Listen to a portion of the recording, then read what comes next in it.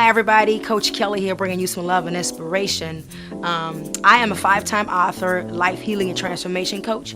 My books surround emotions, thought process, healing from abuse, domestic violence, unhealthy relationships, just to kind of collaborative things of personal development. That's what I focus on. Today I want to share with you guys something that I learned last year about myself and my health.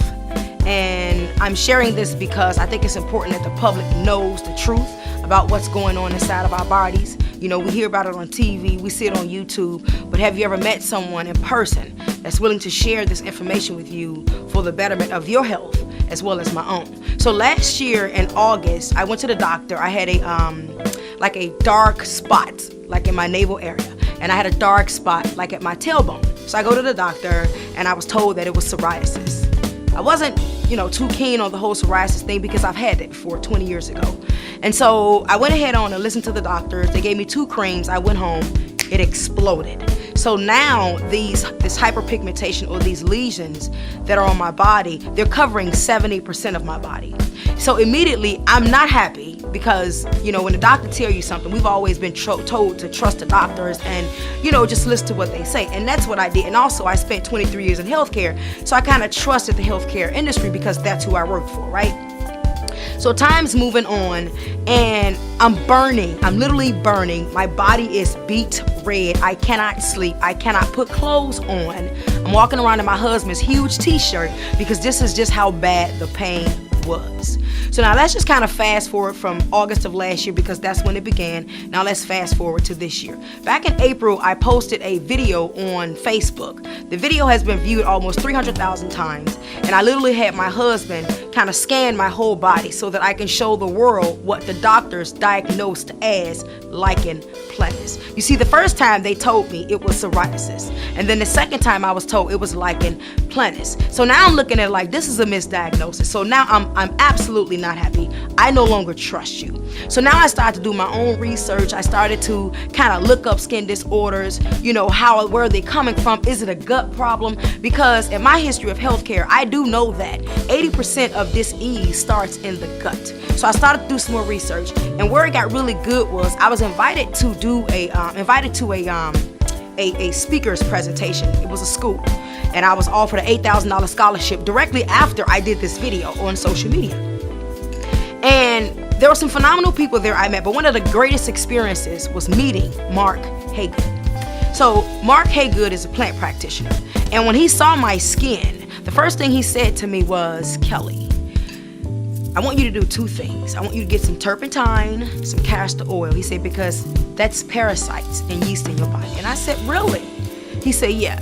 He said, "But just get the turpentine." And I'm like, "The paint turpentine?" He's like, "No, the turpentine that our ancestors used." I said, "Okay." So now I go home and I start to do research on turpentine, and I know we had this when we were children, and whenever your stomach would hurt, your mom would say, take this teaspoon of turpentine or castor oil, right? So I ordered some off of Amazon, and I realized that if it was being shipped overseas, it couldn't even be labeled as turpentine. So because there's this big skull head on there, this big X that says turpentine is dangerous. Turpentine cannot be ingested. So I ordered it and I started the protocol.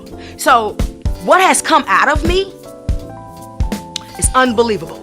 You see, so when the doctors told me that this skin disorder that I have, when they said this was psoriasis and they said this was Lichens Planus, it was absolutely neither one of what they claimed it to be. So I started the turpentine and castor oil protocol about 30 days ago.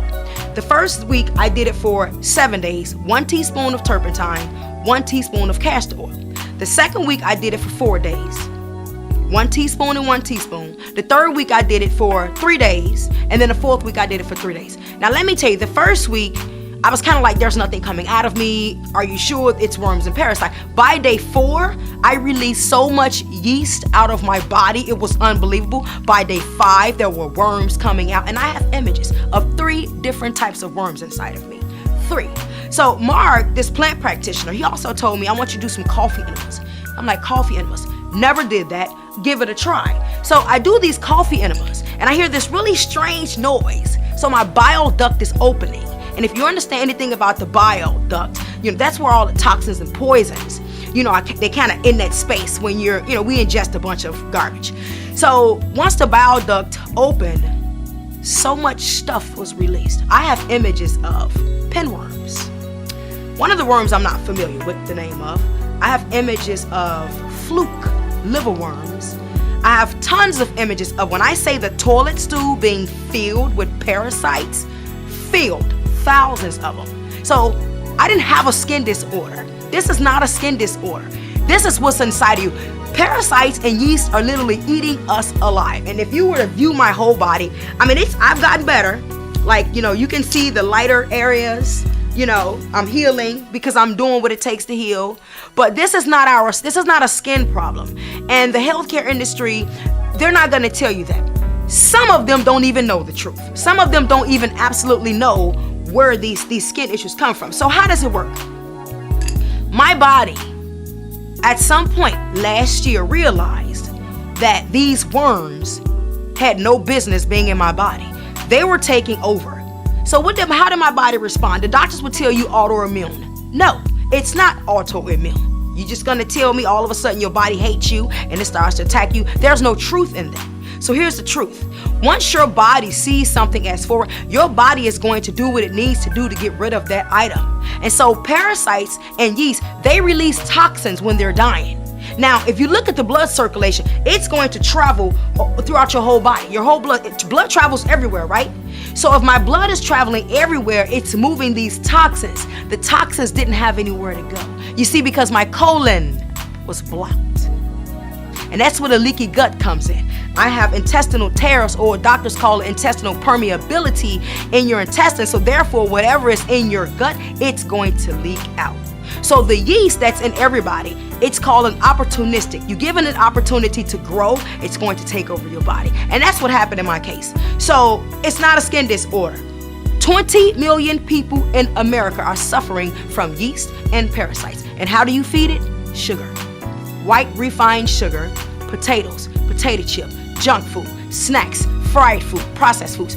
All of these things that the FDA states is food for us is absolutely poison for us. I am an absolute living witness, and I'm so excited to share these gross images of these worms and yeast because I want you to see what happens when you're ingesting pork, when you're eating sugar, when you're putting beef in you, and even fish. They'll tell you salmon is so healthy. No, every fresh fish that comes from an ocean, there is parasites. Even the salad bars. We have to be truly, truly careful of what we're putting in our bodies. And in fact, I would almost suggest we go back to what our ancestors did. Fruits and vegetables. That's the safest place we could ever be, because otherwise, we're literally eating ourselves to death. My purpose is not to hide in shame. My purpose is to be an open book, to be a beacon of light through my own experiences.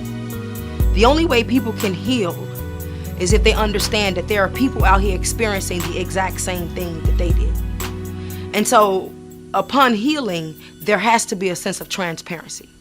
You see, without the transparency, then we become riddled in shame and embarrassment.